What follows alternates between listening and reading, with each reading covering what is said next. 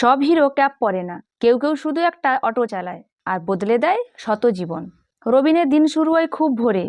অটোটা পুরনো, মাঝে মাঝে মাঝপথে বন্ধ হয়ে যায়, তবুও মুখে একরাশ হাসি, কারণ তার যাত্রা শুধু ভাড়ার জন্য নয়, তার যাত্রা স্বপ্নের দিকে। আরেকটা জীবন। রাতে রাস্তায় এক কোণে একটা ঘর, সেখানে ৬-৭টা বাচ্চা বসে কপি খুলে আছে। রবিন তাদের শেখাচ্ছে জীবন কঠিন, কিন্তু শিক্ষা সবকিছু ঠিক করে দিতে পারে, সবকিছু বদলে দিতে পারে। একটা বাচ্চা বলে, দাদা আপনি অটো চালিয়ে কেন পড়ান? রবিন মুচকি হেসে বলে, আমি শিক্ষক হতে চেয়েছিলাম, কিন্তু সময় শিক্ষক হয়ে গেল। ছোট জয় আর বড় আনন্দ।